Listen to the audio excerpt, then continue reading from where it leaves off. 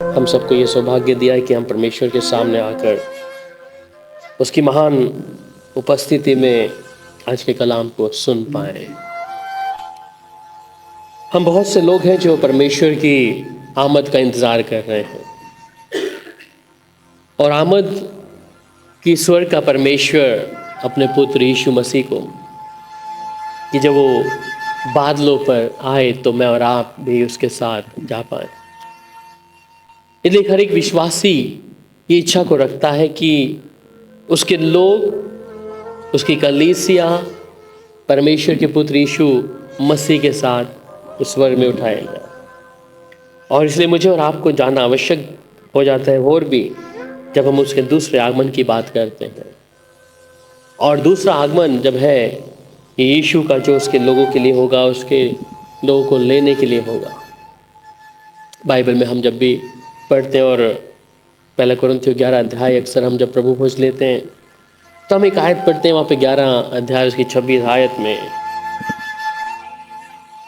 क्योंकि जब कभी तुम यह रोटी खाते और इस कटोरे में से पीते हो तो प्रभु की मृत्यु को जब तक वह ना आए प्रचार करते हो। आमीन। सो जब भी हम प्रभु के सामने अपने आप को रखते हैं या प्रभु भोज की मेज में शामिल होते हैं, उस समय हम एक कलाम हमेशा इसको पढ़ते हैं कि क्योंकि जब तुम कभी ये रोटी खाते या इस कटोरे में से पीते हो तो प्रभु की मृत्यु को जब तक वह ना आए प्रचार करते हैं। हम इसे हमेशा स्मरण रखते हैं कि यीशु की आमद के लिए, यीशु के आने के लिए क्या करें, मैं और आप उसे निरंतर ध्यान रखें। हम यीशु की आमद की बात कर रहे हैं और कुछ बातें हैं जिसे हम परमेश्वर के कलाम से सीखेंगे। और पहली बात कि परमेश्वर के पुत्र यीशु ने अपनी आमद के आने के लिए कुछ वायदे मुझसे और आपसे करें। और जब हम इसे बाइबल में पढ़ते हैं तो परमेश्वर के पुत्र यीशु ने अपनी आमद के लिए उन बातों को पहले ही कलीसिया के लिए या नए नियम में हम उसे पढ़ते हैं। और जो दूसरी आमद है ये प्रभु यीशु मसीह की जो उसके लोगों के लिए और बहुत महत्वपूर्ण बन जाती है कि यीशु की आमद मेरे लिए और आपके लिए, विश्वासी के लिए बेहद ज़रूरी है। और नए नियम में जब पढ़ते हैं तो 300 से बाहर इसका जिक्र वहाँ पे आया है कि यीशु की आमद के चिन्हों के बारे में, यीशु की आमद आने के दिनों के बारे में। और ये मेरे लिए और आपके लिए बहुत सारी इम्पॉर्टेंट चीज़ें हैं जिसे मुझे और आपको जानना ज़रूरी है जब हम विश्वास के बारे में जीते हैं। और कई शिक्षाओं के बारे में हम लोग सुनते हैं, पर उसमें से एक अहम शिक्षा कि यीशु की आमद के विषय में, और जिसके साथ जाना है मुझे और आपको मालूम है, इसलिए हम किसी का भी हाथ पकड़कर नहीं जा सकते क्योंकि यीशु की आमद से पहले बहुत सारी चीज़ें हैं जिसे मुझे और एक विश्वासी के रूप में जानना बहुत ज़रूरी है। मत्ती की इंजील और उसका 24 अध्याय और उसकी 30 आयत में कि यीशु मसीह अपने पहले ही खुद ही आने के विषय में बता चुके हैं। मत्ती 24 अध्याय, मनुष्य के पुत्र का चिन्ह आकाश में दिखाई देगा और तब पृथ्वी के सब कुलों के लोग छाती पीटेंगे और मनुष्य के पुत्र को बड़ी सामर्थ और ऐश्वर्य के साथ आकाश के बादलों पर आते देखेंगे। आमीन। तब मनुष्य का पुत्र चिन्ह और आकाश में दिखाई देगा। इसलिए मैं और एक आप जब विश्वासी हैं, और इन दिनों में हम कई बार देख रहे हैं, आपने देखा भी होगा बहुत सी चीज़ें कि आसमान में कई वीडियो देखे होंगे कि कुछ चीज़ लोग कार्टून का फ़ोटो बनाते हैं कि यीशु आ गया है या कोई स्वर्गदूत उड़ रहे हैं जिसमें एडिटिंग किया है। पर यीशु की आमद के लिए कुछ चिन्ह जो परमेश्वर मुझे और आपको वचन के मुताबिक देता है। और वहाँ पे जिस प्रकार मैंने पढ़ा कि तब मनुष्य का पुत्र चिन्ह आकाश में दिखाई देगा और तब पृथ्वी के सब कुलों के लोग छाती पीटेंगे और मनुष्य के पुत्र की बड़ी सामर्थ और ऐश्वर्य के साथ आकाश के बादलों पर आते देखेंगे। तो तब सारे कुलों के लोग छाती पीटेंगे। ये सारे कुल हैं कौन? कि उनके लिए शायद मौका नहीं है, जिन तक परमेश्वर का वचन दिया गया था और ये लोगों ने सुना था कि यीशु बादलों पर आएगा। बादलों पे आने के साथ साथ परंतु इन लोगों ने परमेश्वर के पुत्र के लिए अपने मन को तैयार नहीं किया या परमेश्वर के पुत्र पर विश्वास नहीं किया। और कहते हैं कि पुत्र की जो बड़ी सामर्थ और ऐश्वर्य के साथ आकाश के बादलों पे हम आते देखेंगे। इसलिए अगर मैं और आप विश्वासी हैं तो मेरे लिए और आपके लिए बेहद ज़रूरी बन जाता है कि यीशु की जब आमद होगी वो किस प्रकार होगी और इसके विषय में बाइबल हमें इस बारे में बता दिया है कि पुत्र का वो चिन्ह होगा आकाश में आते हुए। इसलिए हम हर एक चीज़ों को देखकर या हर एक चीज़ आसमान से आती हुई हम उस पर यकीन नहीं कर सकते। और बाइबल इस बारे में बताती है कि यीशु की आमद कब होगी? तब तक जब तक परमेश्वर का सुसमाचार, यीशु के सुसमाचार पूरी धरती पर पूरा प्रचार ना हो जाए। इसका मतलब कहीं ना कहीं देरी है। यीशु की आमद में देरी नहीं है, परंतु यीशु की आमद की देरी तब होती है जब लोगों तक सुसमाचार नहीं पहुंच रहा है। और अभी भी अगर आप चंडीगढ़ में रहते हैं या कहीं अच्छे जिलों में, और मुझे मालूम है जब हम टैक्स डिस्ट्रीब्यूशन करते थे कई बार, तो लोगों को यीशु के बारे में नहीं मालूम और आज भी नहीं मालूम है। और ये सुनना बड़ा मुश्किल होता है कि ये कौन से युग के लोग हैं जिन्हें यीशु मसीह के बारे में मालूम नहीं है। तो इसका मतलब कुछ लोग यीशु के विषय में नहीं जानते हैं, और यीशु चाहते हैं, परमेश्वर चाहता है कि वे लोग भी प्रभु को जाने, कि जिससे सुसमाचार की सेवा जो है पूरी हो जाए और यीशु की आमद में जो देरी हो रही है वो देरी ना हो। पर हम बात कर रहे हैं यीशु के स्वयं के विषय में कि यीशु बादलों पे आएगा और उसका चिन्ह क्या होगा।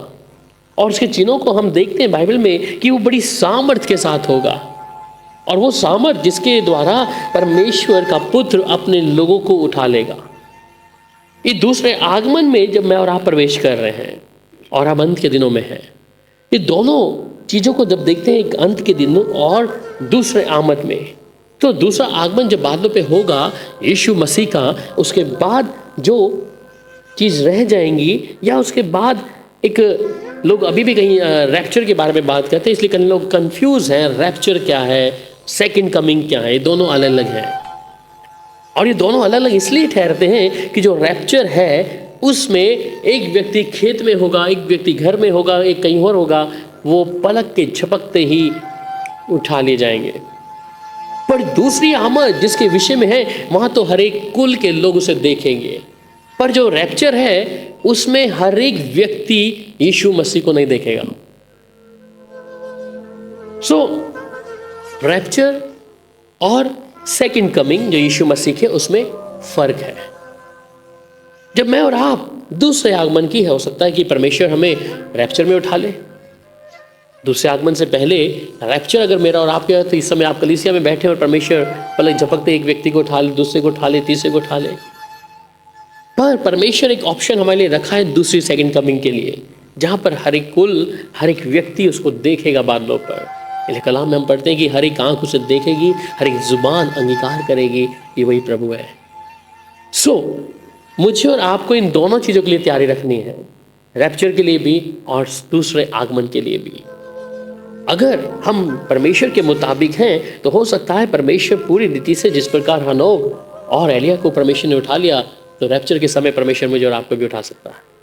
पर अगर उसके बीच में हमारे जीवन में हम कहीं ना कहीं वचन को तोड़ रहे हैं, और वचन तोड़ते वक्त परमेश्वर शायद मेरे और आपको कुछ समय दे रहा है कि मैं और आप उस समय में क्या करें, अपने जीवन को सुधार लें।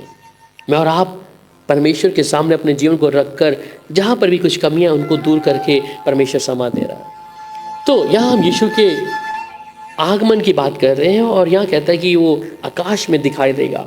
और यूहन्ना 14 अध्याय और उसकी 2 और 3 आयत भी पढ़ दीजिए सिस्टर। मेरे पिता के घर में बहुत से रहने के स्थान हैं। यदि न होते तो मैं तुमसे कह देता, क्योंकि मैं तुम्हारे लिए जगह तैयार करने जाता हूँ। और यदि मैं जाकर तुम्हारे लिए जगह तैयार करूँ तो फिर आकर तुम्हें अपने यहाँ ले जाऊंगा, कि जहाँ मैं रहूँ वहाँ तुम भी रहो। आमीन। सो मेरे पिता के घर में बहुत रहने के स्थान हैं। यदि ना होते तो मैं तुमसे कह देता, क्योंकि मैं तुम्हारे लिए जगह तैयार करने चाहता हूँ। सो पिता के घर में बहुत सारे स्थान हैं। प्रभु ने अच्छे से जगह स्थान हमारे लिए भर के रखा है, पर जाना या नहीं जाना ये मुझे निर्णय लेना पड़ेगा। हम कई बार सोचते हैं कि परमेश्वर मुझे कैसे ले जाएगा, मेरे अंदर गुनाह है। हम जब पिछले दिनों में बात कर रहे थे उस पाप के विषय में कि कई बार शैतान हमको दोषी ठहरा रहा रहता है कि तुम दोषी हो, दोषी हो, दोषी हो, तुम शायद परमेश्वर के घर में नहीं जा सकते, तुमने ये चीज कर दिया है। पर परमेश्वर का पुत्र इस बात का कंफर्मेशन मुझे और आपको दिया है कि मुझे और आपको परमेश्वर के घर में ले जाने तक परमेश्वर मेरे और आपके साथ सहभागिता रखा, एक फेलोशिप रखा है और कहता है कि मैं तुम्हारे लिए जगह तैयार करने जाता हूँ। तो इसका मतलब यीशु ने अपने जाने और आने के विषय में पहले ही उस बात को रख दिया है। इसलिए अगर मैं एक विश्वासी हूँ तो मुझे ये बात जान लेना कि मेरे यीशु ने मेरे साथ वायदा किया है, और यीशु के साथ चलने वाले व्यक्ति या विश्वासी हैं उन्हें ये जानना आवश्यक है कि मेरी जो नागरिकता है परमेश्वर के राज्य की है, उसके घर की है। इसलिए परमेश्वर के पुत्र ने एक वायदा किया है और वो वायदा कि और यदि मैं जाकर तुम्हारे लिए जगह तैयार करूं तो मैं फिर आकर तुम्हें अपने यहाँ ले जाऊंगा कि जहाँ मैं रहूं वहाँ तुम भी रहो। तो इतना बड़ा सौभाग्य परमेश्वर के पुत्र यीशु मसीह ने मुझे और आपको दिया है कि जहाँ वो है वो हमें भी रखना चाहता है वहाँ पर ऑप्शंस हमारे आगे हैं, हम चुनाव हमारे आगे हैं कि हम किसको लेंगे।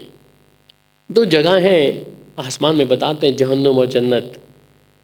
ये दोनों में से हम और आप किधर जाएंगे, इसका निर्णय लेने के लिए मुझे और आपको ही कुछ करना पड़ेगा, किसी के कहने से नहीं, परंतु परमेश्वर के पुत्र यीशु ने मेरे और आपके ये सामने जो चॉइस रखी है, इसे हम किसको ग्रैब करते हैं, किसको चुनते हैं। यीशु ने इस बात के विषय में पहले ही अपने लोगों को इस बात के विषय में बता दिया है कि मैं जाता हूं और मैं तुम्हें लेने आऊंगा कि जहां मैं रहूंगा वहां तुम भी रहो। तो एक बड़ी सौभाग्य की बात है कि परमेश्वर का पुत्र जो स्वयं परमेश्वर है वो मुझे और आपको बिठाना कहाँ चाहता है।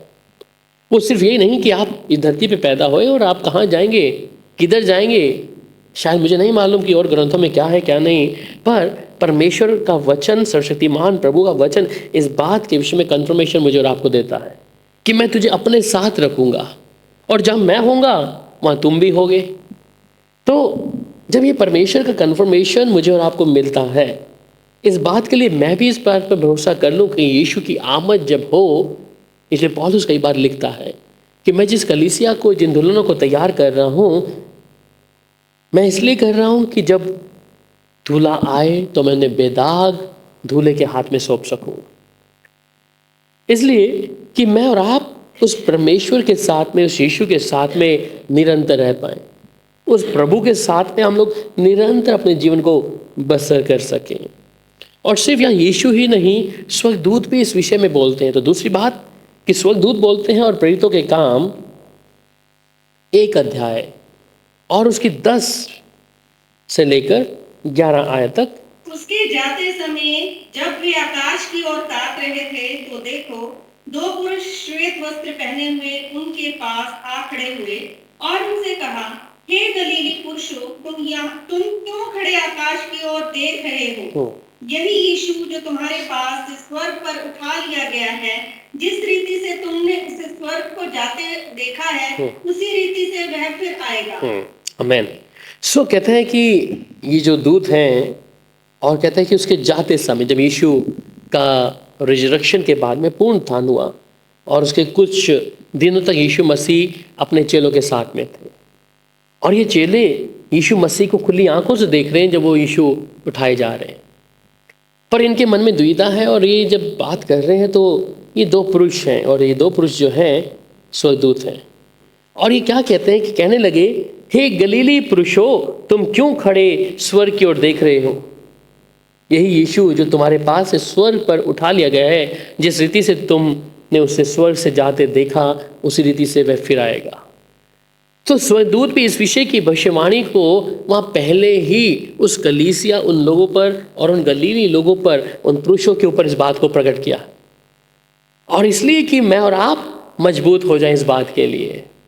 हो सकता है कि समय बहुत तेजी से जा रहा है और परमेश्वर के वायदे भी परमेश्वर के लोगों के लिए सिद्ध और पूरे होने वाले हैं। इसलिए स्वर्गदूत जब इस विषय में कहते हैं कि जिस तरीके से तुम देख रहे हो उसी रीति से तुम्हारी आंखें भी क्या होंगी, देखेंगी उसको। पर सवाल आता है कि क्या मैं और आप उस परमेश्वर के साथ उठाए जाएंगे क्या नहीं?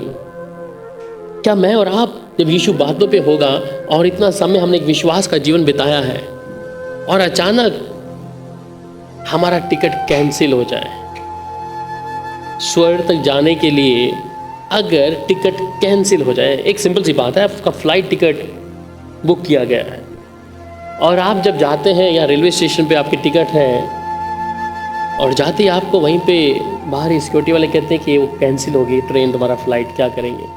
तो मन बड़ा दुखी होगा, मैंने इतना पैसा खर्च किया, मैं जितनी दौड़ से दौड़ कर एयरपोर्ट पहुंचा और मेरा जहाज मुझे नहीं मिला। तो मन कहीं पर खेदी था। मुझे याद है जब मैं दिल्ली में था तो अक्सर मेरी जो ट्रेन होती थी रात के 10 बजे मैं उसमें पकड़ता था उस ट्रेन को, और कई बार ऐसा होता था कि मैं जब दिल्ली से अपने घर तक आने के लिए, क्योंकि रोज़ सुबह 6 बजे मैं ट्रेन में जाना और रात को 10 बजे ट्रेन पकड़ के दिल्ली से घर सोनीपत आना, तो जब कई बार मैं गाड़ी का ऐसा जो हैंडल पकड़ते पकड़ते रह जाता था ऐसे करके, क्योंकि गाड़ी स्पीड में जा रही है और मैं भाग रहा हूँ और भागते भागते बस हैंडल भी नहीं आया और गाड़ी मुझे छोड़ नहीं पड़ा और बड़ा दुख होता था उस समय। उसके बाद गाड़ी फिर 12 बजे और रात को फिर 2 बजे घर पहुँचना है, तो मन कई बार खेदित हो जाता है।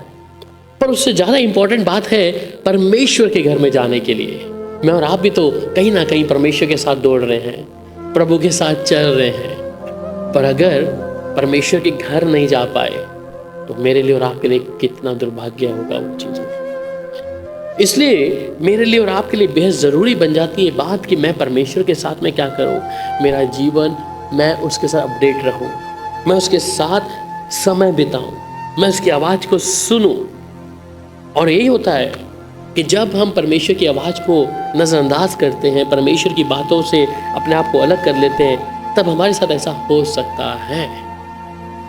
हमें याद है मेरे स्वीटी के ब्रदर जो कुवैत में रहता था, तो जो भी कुछ महीनों पहले जब हमारे पास आए अक्टूबर में, और मैंने उसका टिकट बुक किया ट्रेन का, और तब तक कोई मैसेज नहीं था, फिर हमने उसका सामान सारा लगेज ट्रेन में जैसे रखने के बाद उसका जो चार्ट में नाम ही नहीं था, वो कह रहे कि तुम्हारा तो कैंसिल कर दिया टिकट। वो बेचारा बड़ा दुखी हुआ एकदम से कि मेरे को जाना ज़रूरी है केरला। कहने का मतलब कि जब हम परमेश्वर के साथ चलते हैं, उसी प्रकार अगर कोई चीज़ें हमारे हाथों से चली जाए तो हमें दुख होता है। तो बेहद दुख तब होगा कि अगर मैं परमेश्वर के साथ चलते चलते और उस स्थान पर ही ना पहुंचूं जिस स्थान के लिए मैं अपने परिवार के विरुद्ध गया, इस संसार के विरुद्ध गया, उस फाड़ खाने के विरुद्ध गया। अगर मैं परमेश्वर के घर में ही नहीं गया तो मेरे लिए और आपके लिए कितना बुरा होगा। इसलिए हमें चाहिए कि मैं और आप परमेश्वर के राज्य में जाने के लिए कि जब उसकी आमद आए तो प्रभु मुझे उठाए वहां से, वो प्रभु को मैं देख पाऊं। ऐसा ना हो कि मेरे कोई काम परमेश्वर स्मरण दिलाए मुझे। इसलिए स्वर्गदूतों को ये पहले ही, जो गलील के लोग हैं उनको, पुरुषों को पहले ही बता दें कि जिस तरह तुम देख रहे हो जाते समय, उसी समय आते हुए समय भी देखोगे। और ये सब बाइबल की बातें जो मुझे और आपको लिखी क्यों है, मुझे समझाने के लिए क्यों है, कि मैं इसे समझ लूं कि मैं अपने जीवन में एक भी पल, एक भी घड़ी व्यर्थ न जाने दूं। मैं एक भी बातों को हल्का ना जानूं कि जिस दौड़ के लिए मैं प्रभु के पीछे आया था या प्रभु के साथ चलना था, ये बातों को परमेश्वर पहले ही आपको लिखित रूप में दे दिया है कि अपनी तैयारी तुम करके रखो कि यीशु की आमद हो तो तुम्हारे लिए ऐसा ना हो कि हाँ प्रभु हमें थोड़ा वक्त और दे, हम अभी ये चीजें सुधार लें। हम कई बार दृष्टांत पढ़ते हैं, पैराबल पढ़ते हैं, जिसमें कुंवारियों के विषय में 5 कुंवारी बुद्धिमान हैं और 5 समझदार हैं और 5 निर्बुद्धि हैं। ठीक है, सो ये कुंवारियों के विषय में जिन्होंने अपनी तैयारी को रखा, कब क्या चाहिए, कितना तेल चाहिए, कुप्पियों में भरना है, सब तैयारी में है। पर कुछ ऐसी है जिसे हम अक्सर सुनते हैं कि दृष्टांत प्रभु मुझे आपको दिया क्यों है, कि मैं और आप अपनी तैयारी करके रखें कि जब यीशु की आमद हो जाए तो हम उसके साथ उठा लिए जाएं। हम वहाँ चीज़ों को ध्यान न रखें कि प्रभु पता नहीं मेरे साथ अभी मौका, मेरे को एक मौका और दे दे प्रभु कि मैं तेरे साथ जा पाऊँ। क्योंकि परमेश्वर जो है वो डिसिप्लिन में रहने वाला परमेश्वर है, वो अपने कायदे कानून जो उसकी व्यवस्था है उसमें बना रहने वाला परमेश्वर है।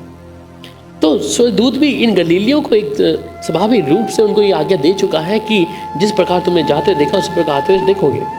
और फिर यहीं पर जो पहले की जो कलीसिया है, जब आप इसे पहला थिस्सलुनीकियों 4 अध्याय और उसकी 16 से 18 आयत पढ़ते हैं, तो जो पहले के जो विश्वासी हैं वो एक दूसरे को उत्साहित करते थे इस विषय के लिए। पढ़िएगा पहला थिस्सलुनीकियों 4 अध्याय और उसकी 16 से 18। क्योंकि प्रभु आप ही स्वर्ग से उतरेगा, उस समय ललकार और आनंद का शब्द सुनाई देगा और परमेश्वर की तुरही फूंकी जाएगी और जो मसीह में मरे हैं वे पहले जी उठेंगे। तब हम जो जीवित और बचे रहेंगे उनके साथ बादलों पर उठा लिए जाएंगे कि हवा में प्रभु से मिले और इस रीति से हम सदा प्रभु के साथ रहेंगे। 18 इस प्रकार इन बातों से एक दूसरे को शांति दिया। आमेन। सो यहाँ पर कहते हैं क्योंकि प्रभु आप ही स्वर्ग से उतरेगा, तो ये बात इस बात का दावा करती है कि परमेश्वर का पुत्र यीशु मसीह स्वर्ग से उतरेगा। और स्वर्ग से उतरेगा तो क्या चिन्ह है? ललकार होगी और प्रधान दूत का शब्द सुनाई देगा। इसका मतलब मिकाएल जो है प्रधान दूत क्या करेगा? वो ललकारेगा और परमेश्वर की तुरही फूंकी जाएगी और जो मसीह में मरे हैं वे पहले जी उठेंगे। सो पहले के जो विश्वासी हैं, जो दफन हैं, वो इस बात के विषय में एनकरेज कर रहे एक दूसरे को कि क्या होगा, तब हम जो जीवित बचे रहेंगे और उनके साथ बादलों पर उठा लिए जाएंगे कि हवा में प्रभु से मिले और इस रीति से हम सदा प्रभु के साथ में रहेंगे।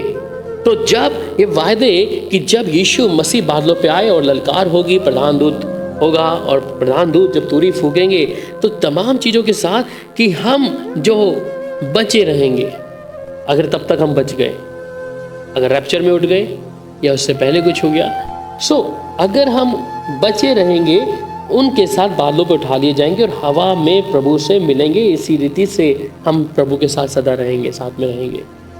तो ये एक परमेश्वर ने वायदा और ये जो पिक्चराइज करके हमें दिखा दिया है कि कैसा होगा। अब यहाँ तक पहुँचने की तैयारी क्या है? ये जो बादलों पर प्रभु से मिलने का अब तरीका क्या है? सबसे पहले मेरा जीवन प्रभु के साथ में कैसा, मैं किस प्रकार उसकी आत्मिकता, उसका भय में जीवन व्यतीत कर रहा हूं? क्या मैं परमेश्वर के मुताबिक जीवन को व्यतीत करता हुआ उसके साथ में चल रहा हूं, या मेरे जीवन में प्रभु की वो दया करुणा जिसको मैं देखता हूं, तो क्या मैं उसके लिए क्या कर रहा हूं?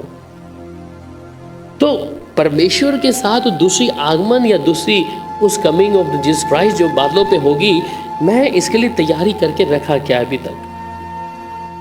अगर मुझे उससे बातचीत करना, उसके साथ रहना है, तो मेरा स्वभाव, मेरी कुछ जीवन की बातों को मुझे बदलना होगा। मेरे स्वभाव में कि यीशु जब मुझे लेने आए तो मैं बेदाग और बिना झुर्री के नजर आऊं उसको।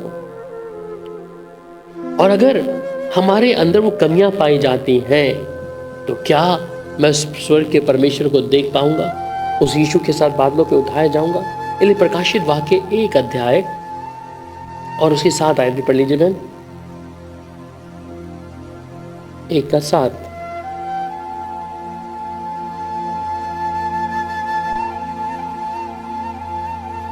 देखो वह बादलों के साथ आने वाला है और हर एक आंख से देखेगी, वरन जिन्होंने उसे देखा था वे भी उसे देखेंगे और पृथ्वी के सारे कुल उसके कारण छाती पीटेंगे।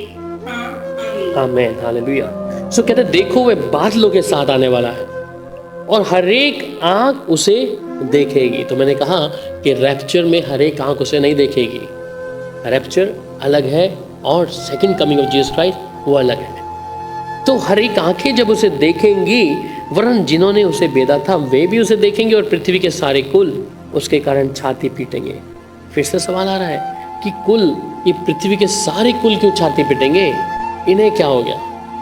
इसमें विश्वासी भी होगा, अन्य जाति भी होगी, जिन तक प्रभु का वचन गया था परंतु इन्होंने स्वीकार नहीं किया, उनको भी। कि अब हमारा क्या होगा? और हमें मालूम है कि जब यीशु की दूसरी आमद हो जाएगी, उसके बाद क्या किया जाएगा? उसके बाद महाक्लेश है और वो भयंकर है। वो कटोरे, वो स्वर्गदूतों का कटोरों का उड़ेलना, ये तमाम चीज़ें जो हैं, और मत्ती जब 25 और 24 अध्याय में पढ़ते हैं वहाँ महाक्लेश के विषय में लिखता है, तो वो तमाम क्लेश शुरू हो जाएंगे और ये लोग जो रह जाएंगे ये छाती पीटेंगे। ये इसलिए नहीं पीटेंगे कि वो इतने भविष्य को देखकर पीटेंगे कि अब होगा क्या हमारा, क्योंकि प्रभु के लोगों को तो परमेश्वर ने उठा लिया है, परंतु जो लोग रह गए हैं और इस शैतान को फिर 1000 वर्ष के लिए खोल दिया जाएगा। अबदोन जो राजा है शैतान का, उसे जब खोला जाएगा तो वो क्या करेगा, वो कैसे लोगों को भ्रमित करेगा, वो कैसे परमेश्वर के लोगों को, चुने हुओं को क्या कर देगा, भ्रमित करके उनके जीवन में अपनी उन बातों को जाहिर कर देगा। या परमेश्वर के उस क्रोध को जो वो लोग देखेंगे, और बाइबल में लिखता है कि वे लोग क्या करेंगे, अपने ऊपर, अपने छतों पे चढ़कर अपने आप को नीचे गिराने की कोशिश करेंगे, परंतु मौत उन्हें नहीं आएगी। वो अपनी आंखों से वो विचित्र चीज़ों को देखेंगे जो वो देखना पसंद भी नहीं करते। इसका मतलब मनुष्य जीवित तो रहेगा, परंतु उसकी दुर्दशा इतनी बुरी हो जाएगी कि वो मौत मांगेगा कि इसे देखने से पहले, इसे मेरे जीवन में आने से पहले मैं मरी जाऊं, परंतु मौत का भी सौभाग्य उन्हें नहीं मिलेगा, क्योंकि उनकी दशा भयंकर होगी। और ये कुल, ये जो लिखता है बाइबल में कि पृथ्वी के सारे कुल उसके कारण छाती पीटेंगे। इसका कारण क्या है कि वो लोग इस बात को रियलाइज करेंगे बाद में कि शायद अगर हमें भी मौका मिल जाता, मौका दिया परमेश्वर ने, परंतु मन नहीं फिराया, प्रभु के साथ चलने के लिए मन नहीं फिराया उन्होंने, प्रभु की आज्ञा नहीं मानी, और बाद में सिर्फ एक आशा रखेंगे काश ऐसा हो जाता। और अक्सर ऐसा ही है कि जब यीशु मसीह अपने लोगों को लेगा और न्याय के दिन बैठा होगा, तो लोगों के सामने जब उनके एक टीवी के ऊपर ऐसा स्क्रीन पर दिखाया जाएगा, तुम्हारा जीवन देखेंगे, और उस समय लोग कहेंगे काश मैं ऐसा कर लेता, ये थोड़ा सा काम था, ये छोटी सी बात थी परमेश्वर ने, पर मैंने नहीं माना। इसलिए बाइबल में बहुत बारी मत्ती की इंजील में कहता है कि जो छोटी सी छोटी आज्ञा तोड़ देता है वो स्वर्ग राज्य से पीछे कर दिया जाएगा। इसका मतलब क्या है कि ये छोटी सी छोटी आज्ञा, कि अगर मैं और आप परमेश्वर के साथ चल रहे हैं, हम कहीं एक छोटी सी बात में चूक गए हैं, तो ध्यान दें, मेरे लिए और आपके लिए स्वर्ग के राज्य हमेशा बंद हो सकता है। याद करें मूसा को, याद है मूसा का उदाहरण, सब लोग जानते हैं, छोटी सी गलती है। क्या गलती थी? कहा था, जो वो नहीं किया अपनी बुद्धि से किया, कहा तू बातें करना चट्टान से, पर उसने लाठी मारनी शुरू कर दी। कोई बड़ी बात नहीं थी देखा जाए तो। आज के युग में अगर हम सोचें, इसमें प्रभु ये क्या हो गया, छोटी सी बात है तो एक लाठी मार भी दी तो क्या हो गया? आपको मालूम है कारण क्या है? वो प्रभु ने उसके साथ ही ऐसा क्यों किया? क्योंकि मूसा परमेश्वर के साथ विश्वास योग्य था। परमेश्वर अपने विश्वास योग्य के अंदर कभी भी एक छोटा सा दाग देखना भी पसंद नहीं करेगा। अगर आपका स्वभाव पाप का है तो प्रभु को मालूम है आप पाप में जीते हो, आपका अच्छा जीवन है, आपके लिए पाप का जीवन एक नॉर्मल है। पर जब आप प्रभु के साथ पवित्रता के साथ चल रहे हो, उसकी आज्ञा आप मान रहे हो, पर आधी आज्ञा नहीं मान रहे, अगर आप उसके मन के अनुसार कर रहे हो और प्रभु के मुताबिक वो चीज़ अच्छी नहीं लग रही प्रभु को, वो उन तमाम चीज़ों को जो आपने प्रभु के लिए किया उसे वो शून्य कर देगा, क्योंकि वो आप में सिद्धता ढूंढता है। अगर आपका स्वभाव ही पाप जैसा है और पाप करने का है, तो परमेश्वर को मालूम है इसका स्वभाव यही है, गुनाह करना, पाप करना, अधूरी आज्ञा मानना, वचन ना मानना, प्रभु को मालूम है। तो प्रभु तो छेड़छाड़ नहीं करेगा, क्योंकि उनके लिए प्रभु ने एक जगह रखी हुई है जहन्नुम। पर अगर परमेश्वर का चुना हुआ व्यक्ति जो इस बात के विषय में कहता है मैं प्रभु का वचन मान रहा हूँ, मैं उसकी आज्ञा के अनुसार जीवन व्यतीत कर रहा हूँ, तो परमेश्वर जब सिद्धता देखता है और उस सिद्धता में अगर छोटा सा गुनाह भी आपका हो गया, तो स्वर्ग का परमेश्वर स्वीकार नहीं करेगा। अब आप कहेंगे हमने तो बहुत अच्छे काम करे भाई, क्या हमारी एक गलती पे प्रभु हमारे लिए ऐसा कर सकता है? जी हाँ, कर सकता है। वो अन्य भगवानों की तरह नहीं है पलड़ा देखता होगा। अगर उसने सिद्ध बनाया है, वो आपके अंदर सिद्धता देखेगा। यीशु मसीह को क्यों छोड़ा हम ये भी जानते हैं, क्रूस के ऊपर हो सकता था, इसलिए यीशु ने क्यों ये बात बोल दी, प्रभु तूने पिता मुझे क्यों छोड़ दिया है? क्योंकि यीशु अब नजर नहीं आ रहा परमेश्वर को, कुछ और नजर आ रहा है यीशु के ऊपर। वो पाप से घिरा हुआ है। जिस यीशु के अंदर कोई पाप नहीं देखा, कोई ऐसी बात नहीं देखी, वो परमेश्वर के विरुद्ध गया। पर जब सूली पर है और सूली पर यीशु को पाप में देख रहा है, पिता ने अपने मुख को मोड़ लिया। ये सबसे बड़ी चीज है कि खुदा की आज्ञा ना मानते हुए परमेश्वर आपके साथ फिर वैसा व्यवहार नहीं करेगा। क्योंकि जब आप सिद्धता में चल रहे हैं, प्रभु की आज्ञा मान रहे हैं, और सब कुछ चल रहा है, अब तक हाँ हाँ हाँ हो रही है, और एक बात में अगर आप चूक गए, इसलिए बाइबल में साफ में लिखा है कि तुम सारी बातें करो और एक बात में चूक जाओ तो क्या होगा, वो सब बातें शून्य हो जाएंगी। क्यों है ये बातें? कारण यही है कि आप अच्छे से वचन मान रहे हैं, पर एक बात में अगर आप चूक गए, अगर मूसा के लिए परमेश्वर कनान जाने के लिए रास्ता रोक सकता है, तो अगर अब ये मुझे और आपको पता होगा कि मैं और आप परमेश्वर की सिद्धता में जी रहे हैं, या हमारा 50% संसार में जीवन है, 50% परमेश्वर में, या थोड़ा थोड़ा हम प्रभु के साथ भी चलना चाहते हैं, थोड़ा परमेश्वर के लोगों के साथ चलना चाहते हैं, थोड़ा संसार में चलते हैं, तो परमेश्वर ये बात मेरे लिए और आपके लिए बहुत अच्छे से जानता है। पर अगर आप इस बात की घोषणा करते हैं कि मैं परमेश्वर का वचन पूरी सच्चाई से मान रहा हूं, तो उसमें अगर आप जरा सी गलती करेंगे तो उसके लिए ऑप्शन नहीं। इसलिए ऑप्शन तब तक है जब तक हम जीवित हैं और प्रभु ने बुद्धि और ज्ञान दिया हुआ है। और इस बार ऑप्शन तो इसलिए नहीं है क्योंकि पवित्र आत्मा आपके साथ में है। आप वो कर नहीं सकते, प्रभु मुझे नहीं मालूम था, प्रभु जी मैंने ये काम कर दिया, प्रभु मुझे नहीं मालूम था। पवित्र आत्मा आपको उसी समय नॉक करता है, खट खट खट खट, क्या किया तुमने? तुमने जुबान से क्या बोला, आंखों से क्या देखा, कानों से क्या सुना, तुमने सर्वशक्तिमान परमेश्वर के विषय में कौन सा पाप किया है? तो पवित्र आत्मा उसी समय टक टक टक करके आपको नॉक करेगा। अब ये आपका और मेरा तरीका क्या है कि या तो उस खटखट को हम क्या कर लेंगे, सुन लेंगे, प्रभु अपने घुटनों को प्रभु के सामने टिकाएंगे, प्रभु ये मेरे से गलती हुई है, ये गुनाह मैंने किया है, उस समय माफी मिल सकती है। पर मूसा को तो माफी नहीं मिली, उसने क्या मन फिराया वहां पे? अगर मूसा बोल देता प्रभु मैं अपनी गलती मान लेता हूं, वहां पे मूसा ने गलती नहीं मानी मालूम। अगर वो करता तो क्या प्रभु दया नहीं करते? कर सकते थे। पर मूसा जिसके विषय में परमेश्वर उसकी गवाही दे रहा है, गिनती किताब 11 अध्याय में, तो परमेश्वर उसके बारे में अगर गवाही दे रहा है कि तो भविष्यवक्ताओं को तो मैं दर्शन से बात करता हूं, भविष्यवक्ताओं से तो मैं कहकर बात करता हूं, परंतु मूसा ऐसा नहीं है। मूसा से तो मैं प्रत्यक्ष रूप में आमने सामने बात करता हूं, इसलिए मेरे लिए विश्वास योग्य है। तो इतना बड़ा पहुंचा हुआ व्यक्ति मूसा क्या कर रहा है? अगर घुटने टेक लेता तो शायद कनान पहुंच जाता। इसलिए कब होता ये चीजें? जब हम या तो प्रभु में इतने आगे पहुंच गए हैं। इसलिए बाइबल में साफ तौर पे कहा है जो शिक्षा में बढ़ जाता है उसके पास पिता भी नहीं है और पुत्र भी नहीं है। तो हो सकता है कि मूसा शायद इस चीज में बढ़ गया होगा, हलीम है, परमेश्वर उसके बारे में कहते हैं कि मूसा हलीम है।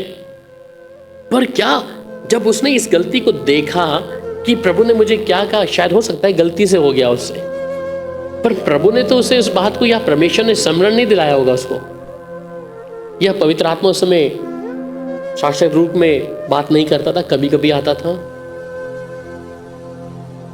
तो मूसा उस बात को भी परमेश्वर के सामने रख सकता था कि प्रभु तूने जो कहा था मैंने वो नहीं किया, प्रभु मैंने अपनी इच्छा चलाई है। तो जब परमेश्वर अपने चुने लोगों के विषय में इस बात को रख सकता है, तो मेरे लिए और आपके लिए परमेश्वर स्वर्ग के दरवाजे को कैसे खोल देगा फिर?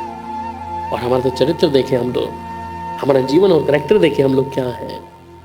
इसलिए प्रभु ने कई चीजों में हमें रखा है, तुम करते रहो। इसलिए बाइबल में प्रकाशित वाक्य में करता है जो पाप कर रहा है वो पाप करता रहे, जो धर्मी है वो धर्मी बना रहे। इसका मतलब क्या है? प्रभु सब जानता है, वो जानता है मेरे और आपके विषय में कि आपका स्वभाव क्या है। कभी हम बहुत ज्यादा धर्मी हैं, प्रार्थना, उपवास, प्रभु के साथ समय, पर दूसरा क्षण क्या है? प्रभु से कोई संबंध नहीं है। तो उस जगह पे परमेश्वर क्या करेगा? कुछ नहीं करेगा, क्योंकि मेरा और आपका करैक्टर और स्वभाव वही है। पर आप जब सिद्ध होने चाहेंगे कि नहीं ये परमेश्वर के खिलाफ है, मैं एक भी बात परमेश्वर के खिलाफ नहीं करूंगा या नहीं करूंगी, मैं प्रभु का वचन मानूंगा और मानता चला जाऊंगा, जैसे उसमें एक भी मिलावट या वचन मुझे मिला उसमें कोई भी अपनी बातों को नहीं रखूंगा, तब परमेश्वर आपसे उम्मीद रखेगा, एक आशा रखेगा, ये मेरा प्रिय दास है, ये मेरी प्रिय बेटी है। तो जब एक प्रिय बेटा और बेटी के अंदर कुछ थोड़ा सा गलती हो जाए तो परमेश्वर फिर छोड़ेगा भी नहीं। इसका मतलब आप जिस लेवल पे हैं, इसलिए जब ऊंचाइयों पे होंगे, ज़्यादा विश्वास के लेवल पे होंगे, उतना आप खतरा भी है। ठीक है? तो इसलिए हमें अपने जीवन को किस तरीके से जीना है कि मेरी और आपकी बुलाहट परमेश्वर ने स्वर्ग तक की रखी है, पर हम जाएंगे कैसे। तो स्वर्गदूतों ने पहले इस विषय में कहा था कि जो यीशु की आमद के बारे में, और जो पुराने लोग थे उन्होंने भी इसमें कहा कि बादलों पर आने वाला है और हर एक आंख उसे देखेगी, वरन जिन्होंने उसे बेधा और उसे देखेंगे, और पृथ्वी के सारे कुल उसके कारण छाती पीटेंगे। अब चौथी बात आती है कि परमेश्वर के विषय में याकूब की दूसरा कुरिन्थियों और उसका 5 अध्याय उसकी 5 आयत को, दूसरा कुरिन्थियों 5 अध्याय और उसकी 5 आयत को। जिसने हमें इस बात के लिए तैयार किया है वह परमेश्वर है, जिसने हमें बयाने में आत्मा भी दिया है। आमीन। सो कहते हैं जिसने हमें इसी बात के लिए तैयार किया है, तो वह परमेश्वर है जिसने हमें बयाने में आत्मा भी दिया है। तो ये परमेश्वर का आत्मा है, वो एक गवाह है। और ये गवाह ही नहीं, जब आप याकूब 5 अध्याय उसकी 7 और 8 पढ़ते हैं, याकूब इसलिए हे भाई, प्रभु के आगमन तक धीरज धरो। देखो किसान पृथ्वी के मूल्य पतन की आशा रखता हुआ प्रथम और अंतिम वर्षा होने तक धीरज धरता है। तुम भी धीरज धरो, अपने हृदय को दृढ़ करो, क्योंकि प्रभु का आगमन निकट है। आमीन। सो हे भाइयों, प्रभु के आगमन तक धीरज धरो। तो धीरज क्या है? अभी यीशु की आमद होने वाली है, और धीरज हमने किन बातों में रखना है, कौन से स्वभाव में रखना है। जो चीज नहीं मिली उसकी धीरज रखें। और कहते हैं देखो गृहस्थ पृथ्वी के बहुमूल्य फल की आशा रखता हुआ प्रथम और अंतिम वर्षा होने तक धीरज रखता है। तो उसी प्रकार मैं और आप भी क्या करें? धीरज रखें। जो चीज नहीं मिली धीरज धरें कि प्रभु ने जो कहा है वो पूरा करेगा। और 8वें में कहता है तुम भी धीरज धरो और अपने हृदय को दृढ़ करो, क्योंकि प्रभु का शुभ आगमन निकट है। तो मैं इस बात के विषय में धीरज रखूं कि यीशु की आगमन जो है वो शीघ्र नजदीक है। मैं इस बात का धैर्य रखूं, मैं उतावली ना करूं कि वो प्रभु अभी तक आया नहीं है। पता नहीं, हम तो इतने सालों से हमारे पूछते सुनती आ रही है कि यीशु आएगा आएगा आएगा, आया नहीं अभी तक। तो मैं उस धीरज को बनाए रखूं, ठीक है। और फिर इब्रानियों 10 अध्याय और उसकी 37 आयत भी पढ़ दीजिए। हिब्रू 10:37। क्योंकि अब बहुत ही थोड़ा समय रह गया है, जबकि आने वाला आएगा और देर ना करेगा। आमीन। सो अब क्या है, मैं और आप जिस पल में जी रहे हैं बहुत थोड़ा समय है। आप ये नहीं कह सकते अभी बहुत समय है, यीशु की आमद होएगी, कब होएगी पता नहीं, पर कहता है कि अभी बहुत थोड़ा समय रह गया है और आने वाला देर नहीं करेगा। इसलिए मैं और आप जब ये वचन आज सुन रहे हैं, तो इसका मतलब क्या है कि मैं इस बात को समझ लूं कि समय बहुत थोड़ा है। समय बहुत थोड़ा है, तो इसका मतलब मुझे क्या करना है? मुझे पहले अपने पापों से तौबा करना है। मेरे जीवन में जो मैं आज्ञा प्रभु का नहीं मान रहा, मुझे मानना शुरू कर दूं। और उसकी आमद जब होगी, बिल्कुल आग झपकती हो जाएगी ऐसा टक करके, अपने लोगों को वैसे ले जाएगा एकदम से। तो इसलिए जो समा थोड़ा है, मैं इसको अच्छे पल अपने परमेश्वर के साथ, क्योंकि देखिए जहां हम जाने वाले हैं, जिस जगह पे मैं और जाने वाले हैं, वहां बहुत समय तक रह पाएंगे। ये मनुष्य शरीर का डेरा है, कितने देर का है, कितने समय का है, हम नहीं जानते। किसका समय पहले है, किसका बाद में, हम नहीं जानते, पर है थोड़ा। पर इस बात को समझ ले कि मैं उस जाने के लिए, उस परमेश्वर के साथ रहने के लिए, जहाँ वो अनंत जीवन है, मैं अच्छे से रह पाऊं। यहाँ पे तो दुख और पीड़ाएं हैं, समस्याएं हैं, चिंताएं हैं, चिंताओं ने घेरा हुआ है। पर जिस जगह मुझे जाना है उस प्रभु के साथ में, मैं अपने निर्णय को आज ही बदल लूं। मैं अपने जीवन का एक चुनाव आज ही ले लूं कि समा थोड़ा है भैया। इसलिए मैं अपने जीवन से उन कमियों को, उन चीजों को जो परमेश्वर पसंद नहीं करता, निकाल के फेंक दूं दूर। इसलिए हम इस संसार में तो हैं, बाइबल में लिखा है, पर संसार के नहीं है। इस बात को हम हमेशा ध्यान रखें। हम इस संसार में तो हैं, पर हम इस संसार के नहीं है। पर हमने, बहुत से लोगों ने यहीं की नागरिकता ले ली है, यही मेरा सब कुछ है, यहीं पर सब कुछ है। अक्सर ऐसा होता नहीं है। और हम बहुत से लोगों के, विद्वानों के द्वारा सुनते हैं कि समय, जीवन थोड़ा ही है, है ना, हम एक मुसाफिर हैं। कई बार हम सुनने में अच्छा लगता है पर हम उसे असल ज़िंदगी में मानते नहीं हैं। इसलिए मनुष्य का जीवन जो घास के समान है, आज है और कल नहीं होगा। हम इस बात को समझ लें कि मेरा जो जीवन परमेश्वर ने अपने जगह के लिए रखा है, मैं वहाँ की तैयारी करता है। इसलिए वहाँ की तैयारी कब होगी? जब मैं प्रभु के मुताबिक चलूँगा। मुझे उसके घर में जाना है, जैसे भी है मुझे जाना है। मेरा टिकट मैं कैंसिल नहीं करना। मेरे जीवन के द्वारा जो भी मैंने पाप या ऐसी कोई बात करी है, उसके द्वारा मैंने अपने जीवन को प्रभु से दूर नहीं करना। ठीक है, फिर अगली बात पे आ जाते हैं कि यीशु मसीह अब आएंगे कैसे। बाइबल में लिखा है पहला थिस्सलुनीकियों 5 अध्याय उसकी 1 से 3 में, सो अनएक्सपेक्टली, मतलब कि पता नहीं होगा अचानक से हमें। ठीक है, पहला थिस्सलुनीकियों 5 हे भाइयों 5 1 से 3। पर हे भाइयों, इसका प्रयोजन नहीं कि समयों और कालों के विषय में तुम्हारे पास कुछ लिखा जाए, जी। क्योंकि तुम आप ठीक जानते हो कि जैसा रात को चोर आता है, वैसा ही प्रभु का दिन आने वाला है। जब लोग कहते होंगे कुशल है और कुछ भय नहीं, तो उन पर एकाएक विनाश आ पड़ेगा, जिस प्रकार गर्भवती पर पीड़ा, और वे किसी रीति से ना बचेंगे। आमीन। सो कहता है कि पर हे भाइयों, इसका प्रयोजन ये नहीं कि समय और कालों के विषय में तुम्हारे पास कुछ लिखा जाए।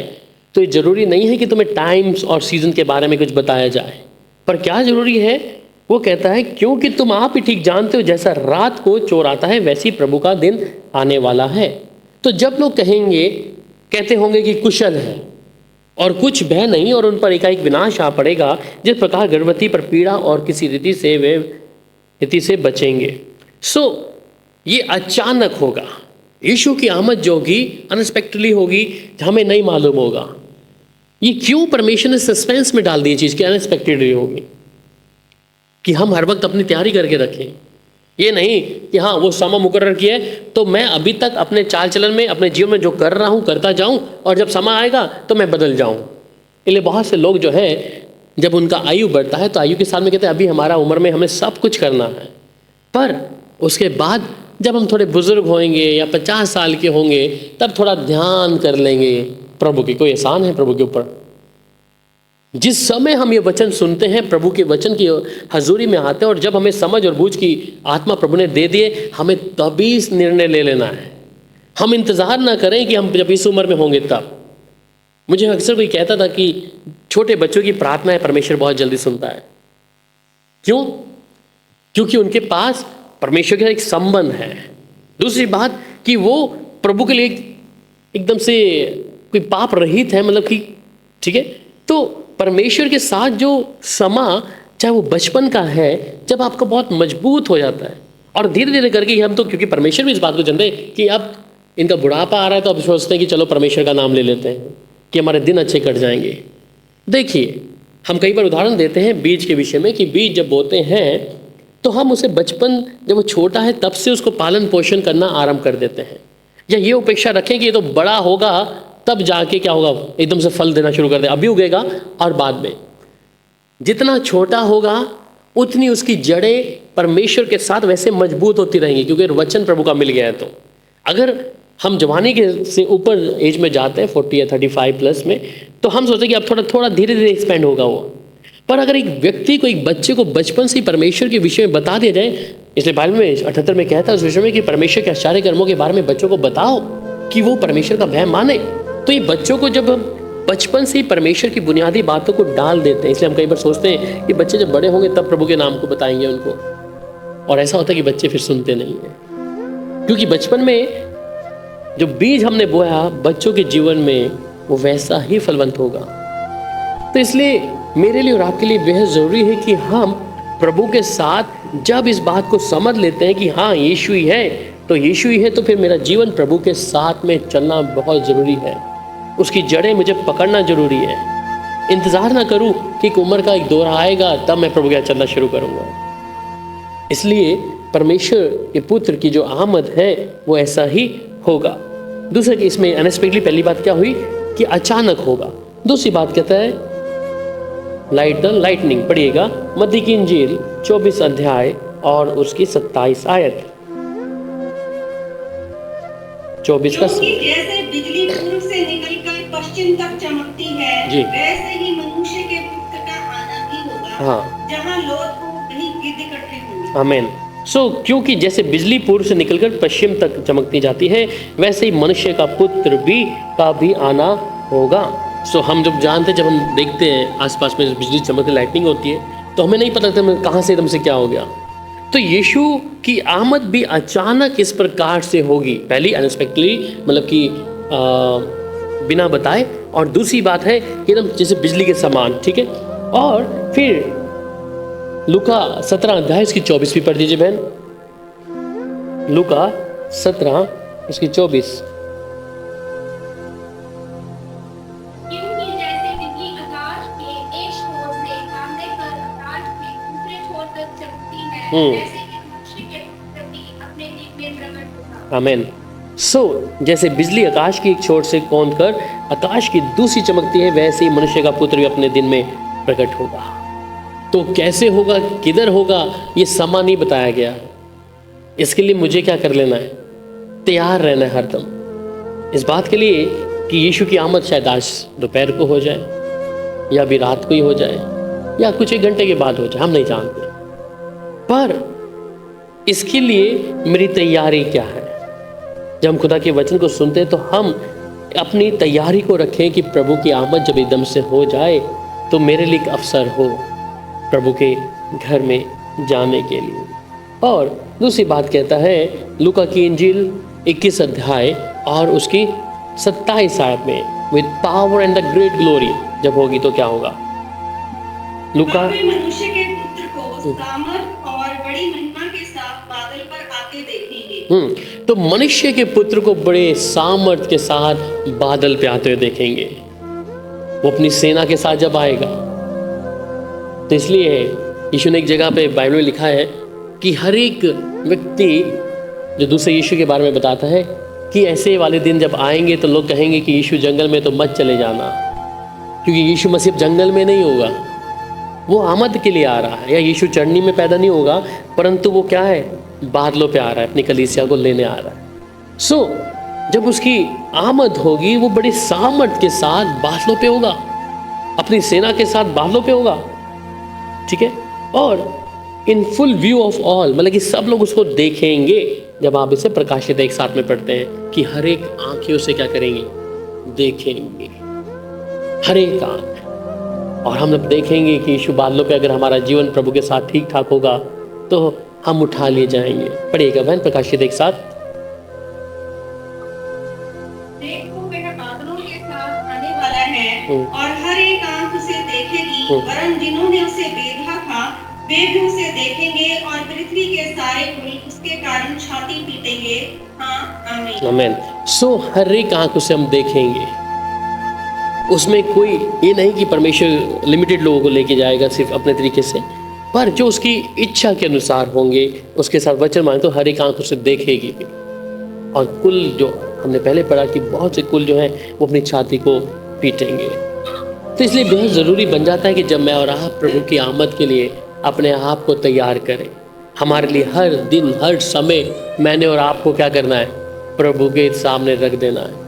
मेरे कमियों को प्रभु के सामने रख देना है, मेरे गुनाहों को मैंने प्रभु के सामने रख देना है, ठीक है। फिर प्रकाशित वाक्य 10 अध्याय उसकी 6 से 7 में पढ़ते हैं, the mystery of the ages will be completed. जो परमेश्वर की कही बातें, जो भेद थे, उन बातों को परमेश्वर पूरा करेगा। और जो युगानुयुग जीतता है और उसने स्वर्ग को और जो कुछ उसमें है और पृथ्वी को और जो कुछ उस पर है और समुद्र को और जो कुछ उसमें है सृजा, उसकी शपथ खाकर कहा, अब तो और देर ना होगी, पर होने वाले शब्द के दिनों में परमेश्वर का गुप्त मनोरथ उस सुसमाचार के अनुसार उसने अपने दास भविष्यवक्ताओं को दिया पूरा होगा। So the mystery of the ages will be completed, मतलब कि इससे पहले जो बातें परमेश्वर ने अपने लोगों तक भविष्यवक्ताओं तो ये बातें कह दी थी वो पूरी हो जाएंगी, ठीक है। तो ये वरन 7वें स्वर्गदूत के शब्द देने के दिनों में जब वह तुरी फूंकने पर होगा तो परमेश्वर का गुप्त मनोरथ उस सुसमाचार के अनुसार जो उसने अपने दास भविष्यवक्ताओं को दिया पूरा हो जाएगा। ये उसकी कंप्लीट कर देगा उस चीज को। ठीक है। और फिर उसके बाद दूसरी बात में कहते हैं God's people will be enter their full glory, जो परमेश्वर के जो लोग होंगे। फिलिपियों 3 अध्याय और उसका 20 आयत में क्या कहता है? फिलिपियों 3 अध्याय उसकी 20 आयत। पर हमारा स्वदेश स्वर्ग पर है और हम एक उद्धारकर्ता प्रभु यीशु मसीह के वहां आने की बाट जो रहे हैं। 21 भी पढ़ दीजिए। वह अपनी शक्ति के उस प्रभाव के अनुसार जिसके द्वारा वह सब वस्तुओं को अपने वश में कर सकता है, हमारी दीनहीन देह का रूप बदलकर अपनी महिमा की देह के अनुकूल बना देगा। आमीन। सो पर हमारा स्वदेश स्वर्ग पर है, जो हम एक उद्धारकर्ता प्रभु यीशु मसीह के वहां से आने की बाट जो रहे हैं। सो परमेश्वर के लोग जो होंगे, जिन्हें परमेश्वर ने चुना है, वो अपनी पूरी महिमा में परमेश्वर के राज्य में जाएंगे। और फिर यहीं पर ही नहीं, जब आप पहला कुरिन्थियों 15 अध्याय 35 से लेकर 53 तक पढ़ते हैं, उधर भी इसी विषय में है कि जो परमेश्वर के लोग हैं वो पूरी महिमा के साथ परमेश्वर के लोग उधर प्रवेश करेंगे।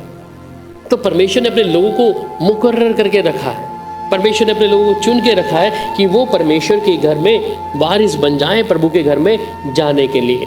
और फिर कहता था dead in the Christ will be raised to life, जो मरे हुए लोग हैं वो भी क्या होंगे? फिर जीवित हो जाएंगे। और इसे हम पढ़ते हैं पहला कुरिन्थियों और 4 अध्याय उसकी 14 आयत में कि ये जो मरे लोग हैं ये खड़े हो जाएंगे, ये जीवित हो जाएंगे। पढ़िए बहन। मैं तुम्हें लज्जित करने के लिए ये बातें नहीं लिखता, परंतु अपने प्रिय बालक जानकर तुम्हें चिताता हूँ, क्योंकि यदि मसीह में तुम्हारे सिखाने वाले 10,000 भी होते तो भी तुम्हारे पिता बहुत से नहीं, इसलिए कि मसीह यीशु में सुसमाचार के द्वारा मैं तुम्हारा पिता हुआ।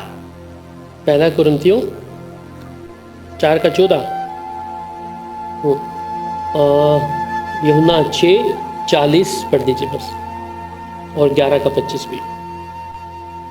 इसमें पहला कुरिन्थियों because the know that raised Jesus from the dead will rise. First कुरिन्थियंस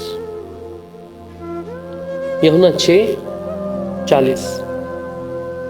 क्योंकि मेरे पिता की यह इच्छा है कि जो कोई पुत्र को देखे और उस पर विश्वास करे वह अनंत जीवन पाए, और मैं उसे अंतिम दिन फिर जिला उठाऊंगा। जी। सो मेरे पिता की इच्छा यह है कि कोई पुत्र को देखे और उस पर विश्वास करे, वह अनंत जीवन पाए, और मैं उसे अंतिम दिन फिर जिला उठाऊंगा। जो मर गए हैं उन्हें परमेश्वर का एक वायदा है।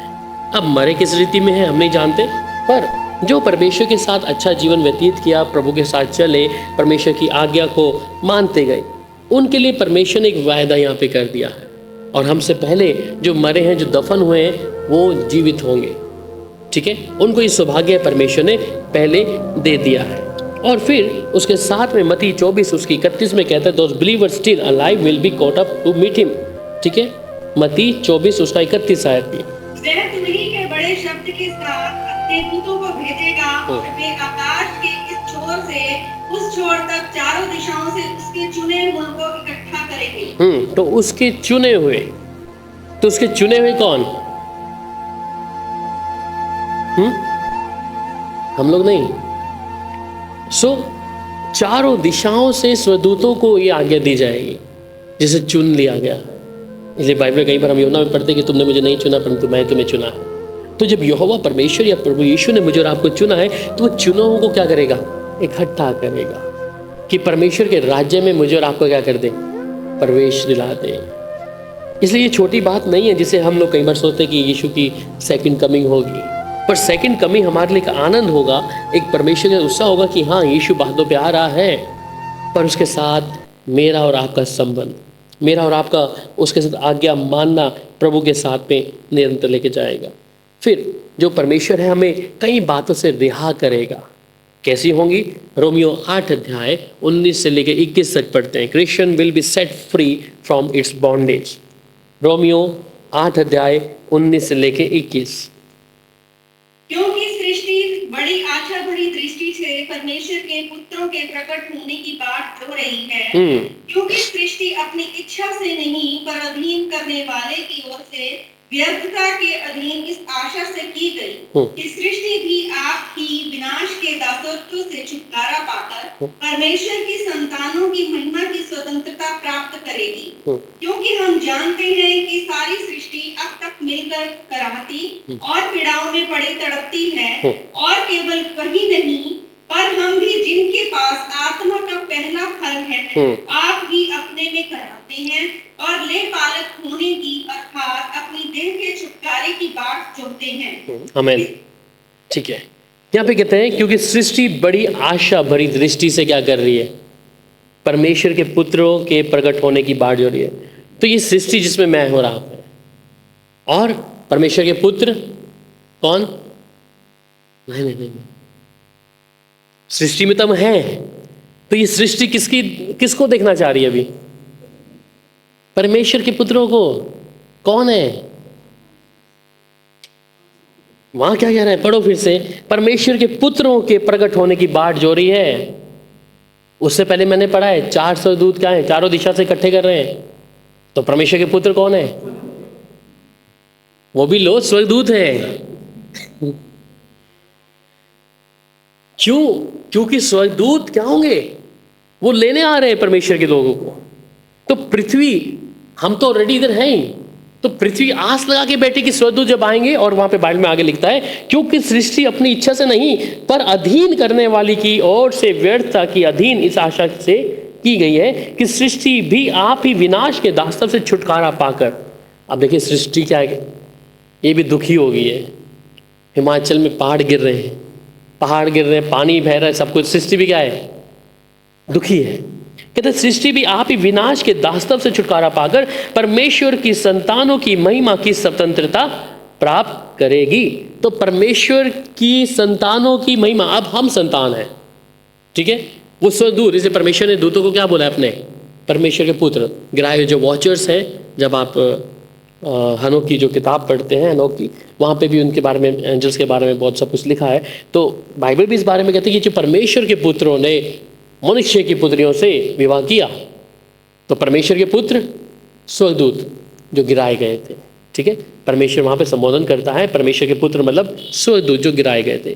तो ये स्वर्गदूत जब होंगे तो ये एक बड़ी महिमा को परमेश्वर की वहाँ प्रकट करेंगे। तो ये सृष्टि भी इंतजार कर रही है कि यीशु की आमद हो, क्योंकि बाइबल में लिखा है कि सूरज क्या होगा? पिघल जाएगा, चांद खत्म हो जाएगा, नई सृष्टि दोबारा से बनाई जाएगी।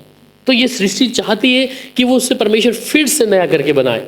हो सकता है पाप के कारण भी, ठीक है, कई ऐसे कारण हैं जो हम पृथ्वी और सृष्टि में देखते हैं। परमेश्वर का आत्मा इस चीज़ को चाहती है सृष्टि कि वो दोबारा से रिबिल्ड हो जाए। तो ये कब होगा? जब यीशु की आमद होगी। वो बड़ी आशा लगा के सृष्टि भी इंतजार कर रही है। और फिर कह रहे हैं every any will be destroyed, मतलब कि हर एक शत्रु जो है उसको भी नाश होना पड़ेगा। और ये पहला कुरिन्थियों 15 अध्याय 24 से लेकर 25 आयत में कहता है, पढ़िएगा, every any will be destroyed. पहला कुरिन्थियों 15, 24 और 25।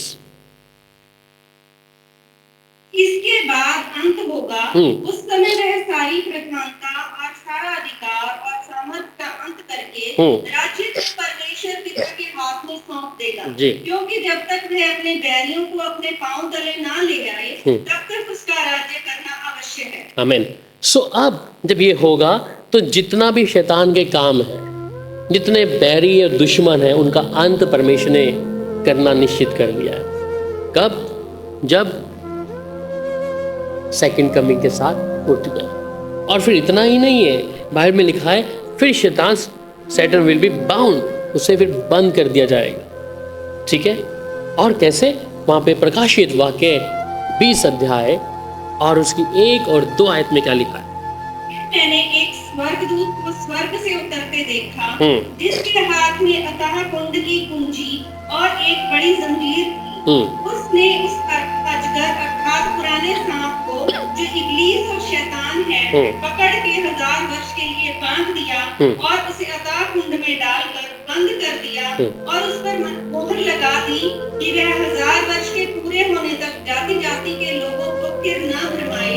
इसके बाद अवश्य है कि वह थोड़ी देर के लिए फिर खोला जाए।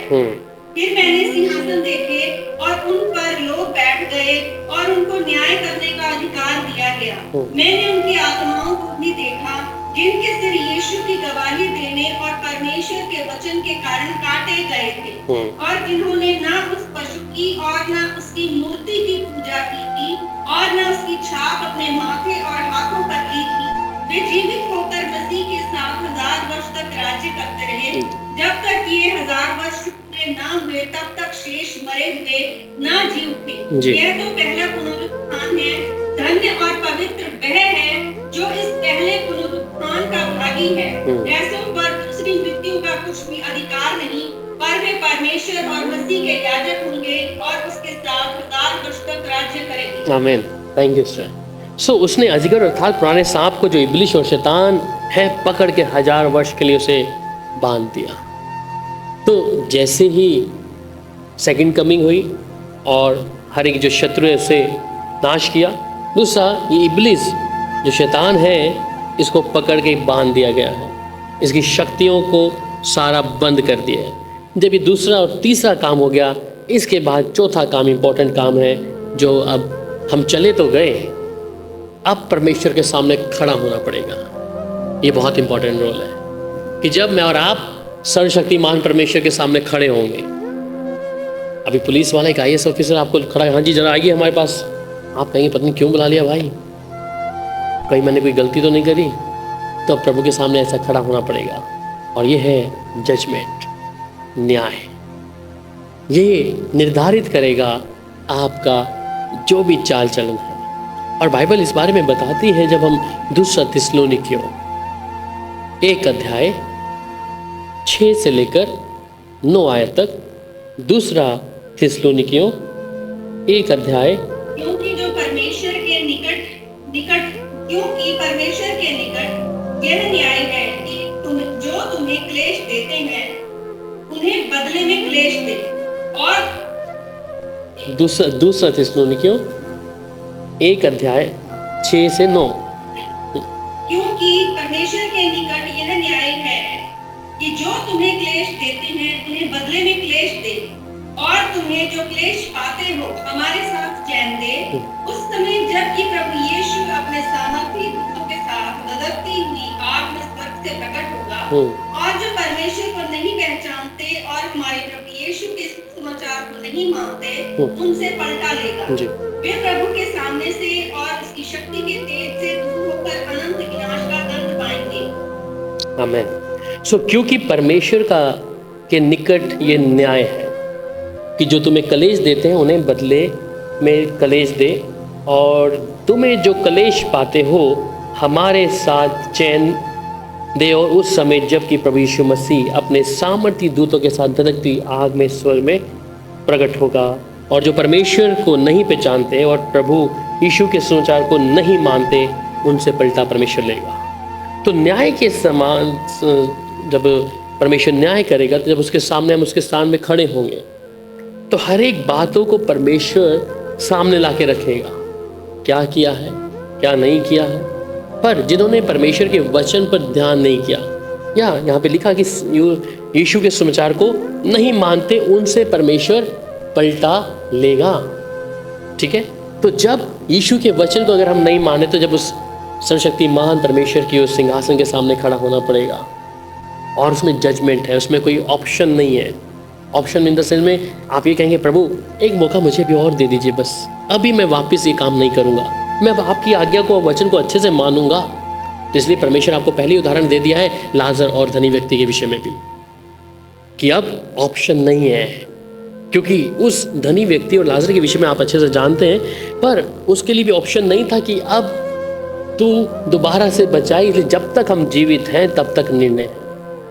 और जब ये न्याय समाप्त हो जाएगा, सब कुछ हो जाएगा, फिर बाइबल में प्रकाशित वाक्य और शायद दानियल 2:44 भी निकाल लीजिए, और प्रकाशित वाक्य 19 अध्याय 15 से 16 भी निकाल लीजिए। ए kingdom will be set up that will never be destroyed. ठीक है, जाति को मारने के लिए उसके मुंह से एक चौकी तलवार निकलती है। वह लोहे का राजदंड लिए हुए उन पर राज्य करेगा जी, और सर्वशक्तिमान परमेश्वर के भयानक प्रकोप की जलजलाहट की मदिरा के कुंड में दाग होते जी। उसके वस्त्र और जांघ पर यह नाम लिखा है, राजाओं का राजा और प्रभुओं का प्रभु। आमीन। ठीक है, दानियल 2:44, रेवलेशन प्रकाशित वाक्य 19 अध्याय 15 से 16। ठीक है, ये 2 आयतें जो हैं,